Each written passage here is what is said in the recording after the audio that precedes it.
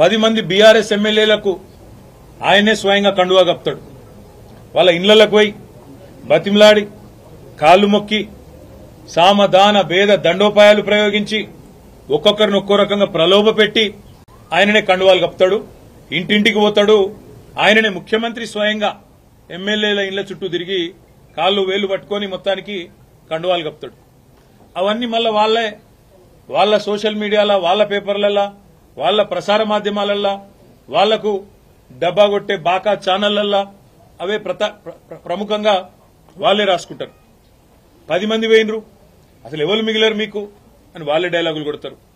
మేము గేట్లెత్తితే ఇది, గేట్లెత్తితే అది అని వాళ్లే ఉపన్యాసాలు ముఖ్యమంత్రితో సహా ఆయన ప్రభుత్వంలోని మంత్రులు, కాంగ్రెస్ నాయకులు తెల్లారు లేస్తే పుంకాను పుంకాలుగా ప్రకటనలు. 10 మంది ఎమ్మెల్యేలు వినరు, కొంతమంది వస్తారు, కాంగ్రెస్ వాళ్ళే వాళ్ళ సోషల్ మీడియాలోనే వాళ్ళ ముఖ్యమంత్రితో సహా అందరూ మాట్లాడారు. కానీ మళ్లీ నిన్న మొన్న స్వరం మార్చి హైకోర్టు తీర్పు తర్వాత స్పీకర్ గారు నిర్ణయం తీసుకోవాలి, ఖచ్చితంగా ఈ 10 మంది శాసనసభ్యులు కూడా వీళ్ళకి ఫిరాయింపు వేటు తప్పదు, ఫిరాయింపు నిరోధక చట్టం కింద అని చెప్పి అర్థమైన తర్వాత గడగడ వణికిపోయి కొత్త డ్రామాకు శ్రీకారం చుట్టినారు. ఏం జరిగింది అసలు రాష్ట్రంలో? ఈ ఫిరాయింపులు ఎవరెవరైతే పాల్పడుతున్నారో తప్పకుండా వాళ్ళ పదవి పోతుంది అనే మాట మేము గల్లీ టు ఢిల్లీ సుప్రీంకోర్టు లాయర్లను కలిసినాం. సుప్రీంకోర్టు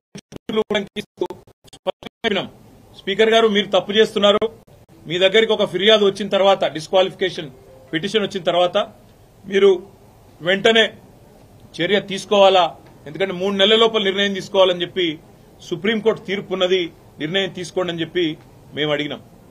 మా సోదరుడు కౌశిక్ రెడ్డి గారు, కేపీ వివేకానంద్ గారు, జగదీష్ రెడ్డి గారు అందరు కూడా ఫస్ట్ డిస్క్వాలిఫికేషన్ పిటిషన్లు సంతకం పెట్టిందే కౌశిక్ రెడ్డి, వివేకానంద్ గారు.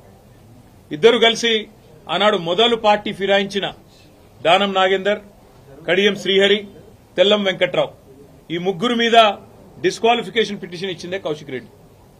ఏం తప్పు మాట్లాడింది కౌశిక్ రెడ్డి? ఏమన్నాడు? ఎవరెవరైతే పార్టీ ఫిరాయించినరో వాళ్ళ మీద చర్య తీసుకోండి అని స్పీకర్ గారిని అడిగినాం. స్పీకర్ గారు చర్య తీసుకోకపోతే హైకోర్టుకు పోయినాం. హైకోర్టుకి పోతే హైకోర్టు తీర్పిచ్చింది. 4 వారాల్లో మీరు చర్య తీసుకోవాలి, మీరు ఏ నిర్ణయం తీసుకుంటారో ప్రకటించండి, లేని పక్షంలో సుమోటోగా 4 వారాల తర్వాత మేమే మళ్ళొక్కసారి విచారిస్తామని చెప్పి కూడా హైకోర్టు చెప్పింది. నేను హైకోర్టుకి, గౌరవ న్యాయమూర్తి గారికి కూడా హృదయపూర్వకంగా నేను ధన్యవాదాలు తెలియజేస్తా ఉన్నా బీఆర్ఎస్ పార్టీ పరంగా. ఎందుకంటే మీరిచ్చిన తీర్పు వల్ల ప్రజాస్వామ్యాన్ని గౌరవించినట్టయింది, మీరిచ్చిన తీర్పు వల్ల సుప్రీంకోర్టు తీర్పును గౌరవించినట్టయింది. అదే క్రమంలో ఎప్పుడైతే ఈ ముగ్గురు మీద తీర్పు వచ్చిందో ఆ రోజు కౌశిక్ రెడ్డి గారు మాట్లాడినారు. ఏమన్నారు కౌశిక్ రెడ్డి గారు? దమ్ముంటే రాజీనామా చేయండి, ప్రజాక్షేత్రంలోకి రండి, ప్రజాస్వామ్యం మీద నమ్మకం ఉంటే ముఖ్యమంత్రి రాహుల్ గాంధీ దమ్ముంటే రాండ్రి, ఈ 10 మందితో రాజీనామాలు చేపియండి, మీరు వెంటనే ప్రజాక్షేత్రంలో ఎవరి బలం ఏందో తేల్చుకుందామని అన్నాడు. ఈ మాట ఆ రోజు కౌశిక్ రెడ్డి ప్రెస్ మీట్ పెట్టినప్పుడు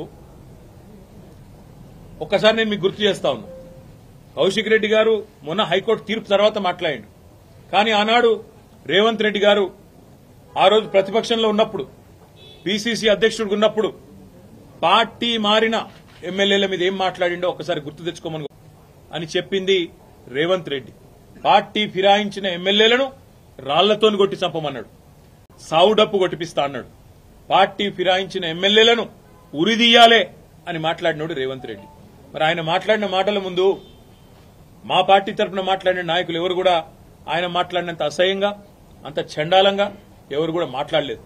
సరే, పార్టీ మారినరా లేదా అనే చర్చ ఒకవైపు జరుగుతూనే ఉంటే, ఇంకోవైపు చాలా దారుణంగా స్పీకర్ కార్యాలయం నుంచి ఏ రోజైతే హైకోర్టు తీర్పు వచ్చిందో పార్టీ ఫిరాయింపుల మీద, అదే రోజు సభా సాంప్రదాయాలన్నింటినీ తుంగలో దొక్కుతూ పార్టీ మారినా అని బాహాటంగా ప్రకటించిన శేర్లింగంపల్లి ఎమ్మెల్యే ఆరికపూడి గాంధీని పీఏసీ చైర్మన్ గా నియమిస్తూ మరి ఒక తీర్పు కాదు, ఒక ఆర్డర్ స్పీకర్ కార్యాలయం నుంచి, అసెంబ్లీ సెక్రటరియట్ నుంచి వచ్చింది. దాని తర్వాత సహజంగానే హైకోర్టును బేఖాతరు చేస్తూ, సుప్రీంకోర్టు తీర్పును బేఖాతరు చేస్తూ, రాజ్యాంగ విలువలకు అసెంబ్లీ సాంప్రదాయాలకు పార్లమెంటరీ పద్ధతులకు అన్నిటికీ తిలోదకాలిస్తూ ఇదేం పద్ధతి, అసలు ఆయన ఏ పార్టీలో ఉన్నాడు అని మా వాళ్ళు అడిగినారు. అయితే ఎంత విచిత్రమైన పరిస్థితి అంటే ఈరోజు రాష్ట్రంలో, మొన్ననేమో నేను మారిన పార్టీ కాంగ్రెస్ పార్టీ విధానాలు నచ్చి మారినా అని చెప్పిన ఎమ్మెల్యే నిన్న మొన్నటి నుంచి నేను బీఆర్ఎస్ పార్టీలోనే ఉన్నా, నేను ఎక్కడికి పోలే, 10 మంది ఇక మాకు తప్పది పదవి గండం పోయితుంది మా పదవి అని చెప్పి కొత్త రాగం ఎత్తుకున్నారు. దాన్ని మా సోదరుడు ప్రశ్నిస్తే ఆయన ఇంటి మీదకి పోలీస్ ఎస్కార్ట్ పెట్టి డీసీపీలు, అడిషనల్ డీసీపీలు, ఏసీపీలు, సీఐలు ఒక గేటెడ్ కమ్యూనిటీ లోపలికి ఒక 50-100 మంది గూండాగాలు చొచ్చుకొని వచ్చి ఇవాళ ఒక ఎమ్మెల్యే ఇంటి మీద దాడి చేసే పరిస్థితి ఇప్పుడే మేము చూసినాం. ఎమ్మెల్యే గారి ఇంటి మీద దాడి చేయడమే కాదు, వారి ఇంట్లో ఉండే పెద్దలు, వారి తల్లిదండ్రులు వచ్చినప్పుడు కానీ లేదా వారి మామగారు వచ్చినప్పుడు కానీ ఉండే రూమ్, ఆ రూమ్ మీద మొత్తం అద్దాలు బలగొట్టిండ్రు. అందులో ఉన్న పెద్దలకు ఏమైనా అయ్యింటే, ఏమైనా జరిగింటే, జరగకూడదు ఏమైనా జరిగింటే ఎవడు బాధ్యుడు? రేవంత్ రెడ్డా, లేకపోతే ఇక్కడ దాడి చేయడానికి వచ్చిన ఆరికపూడి గాంధీ? ఈ రకమైన గూండాగిరి, ఈ రకమైన దౌర్భాగ్యం హైదరాబాద్ 10 ఏళ్లలో ఎన్నడూ లేదు.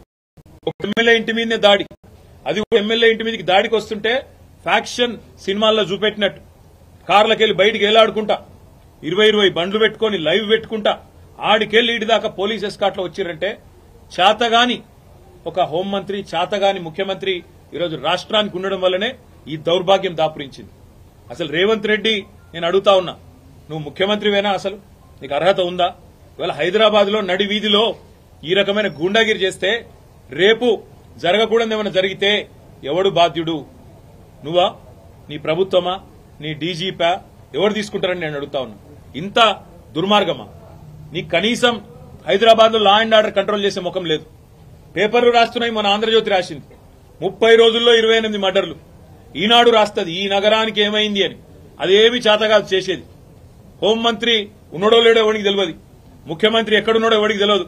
ఢిల్లీకి ఎక్కే విమానం దిగే విమానం అన్నట్టు 22 సార్లు ఎక్కడూ దిగుడు తప్ప పీకిందేమీ లేదు. కనీసం హైదరాబాద్ లో శాంతి భద్రతలను కంట్రోల్ చేయలేని దౌర్భాగ్యపు ముఖ్యమంత్రి ఇవాళ ఒక ఎమ్మెల్యే ఇంటి మీదికి మాత్రం గూండాలను పోలీసులు ఎస్కాటించి పంపిన ఒక దౌర్భాగ్యపు చరిత్రహీన ముఖ్యమంత్రిగా రేవంత్ రెడ్డి మిగిలిపోతాడు. నేను అడుగుతా ఉన్నా మా కౌశిక్ రెడ్డి అడిగిన ప్రశ్ననే, ఏ పార్టీలో ఉన్నావు గాంధీ? అసలు మీ 10 మంది ఎమ్మెల్యేలు ఎవడైతే పార్టీ మారినరో, ఎవరి ఇంటింటికైతే పోయి ముఖ్యమంత్రి అనేటోడు కండువా కప్పిండో, ఫస్ట్ మీరు ఏ పార్టీలో ఉన్నారో చెప్పండి.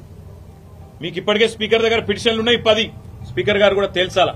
ఇవన్నీ కాదు, ఇవేమీ లేదు, మేము రైతు రుణమాఫీ మీద అడిగితే, లేదా వరద బాధితుల తరఫున ప్రశ్నిస్తే, లేదా రైతు బంధు ఎప్పుడేస్తావని అడిగితే, మహిళా సోదరిమణులకు 2500 ఎప్పుడు ఇస్తావని అడిగితే, లేదా పెన్షన్లు ఎప్పుడు పెంచుతావని అడిగితే